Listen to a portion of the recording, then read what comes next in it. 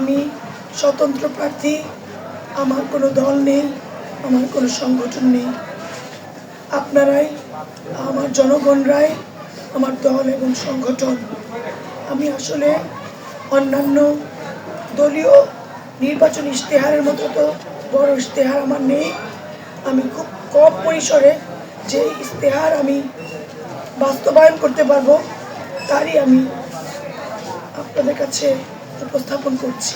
শুরু করলাম আমার নির্বাচনী ইশতেহার। বিসমিল্লাহ। কৃষি ও কৃষকের উন্নয়ন। ১. কৃষি ও কৃষকের উন্নয়ন। নদী ও জলমহল দখলমুক্ত করা, জলাবদ্ধ বা আবদ্ধ জলাশয় এবং পুনঃখননের ব্যবস্থা, নদীকে পুনঃখনন করে নদীর স্রোতকে সুন্দরভাবে প্রবাহিত করা, কৃষিজ পণ্যের উৎপাদন বৃদ্ধি এবং ন্যায্য মূল্য নিশ্চিত করতে বিশেষ হাওর কৃষি হাব বাস্তবায়ন,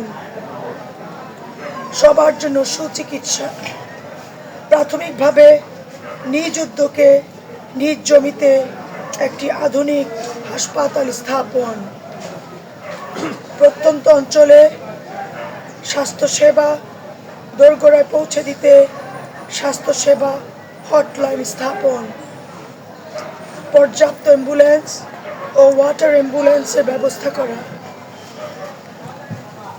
সবার জন্য শিক্ষা নিশ্চিত করা আমার ইশতেহারের প্রধান কাজ।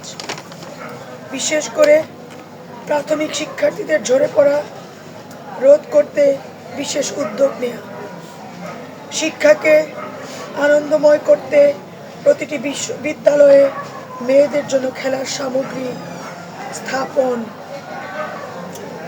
সামাজিক বুনন ও সম্প্রীতি, সবার সামাজিক সুরক্ষা ও সাম্প্রদায়িক সম্প্রীতি নিশ্চিত করা, মাদকের বিরুদ্ধে শূন্য সহনশীলতা জিরো টলারেন্স নীতির আলোকে সমাজকে, বিশেষ করে যুব সমাজকে মাদকের ভয়াল গ্রাস থেকে রক্ষার অঙ্গীকার, শিশুদের আনন্দময় বিকাশ ও নির্মল বিনোদনের জন্য নির্বাচনী এলাকার প্রতিটি উপজেলায় একটি করে আধুনিক শিশু পার্ক স্থাপন, দুর্নীতি ও চাঁদাবাজি বন্ধে জিরো টলারেন্স, মিথ্যা ও হয়রানিমূলক মামলার মাধ্যমে রাজনৈতিক প্রতিপক্ষকে ঘায়েল করবার যে কোনো অপচেষ্টা বন্ধ করা,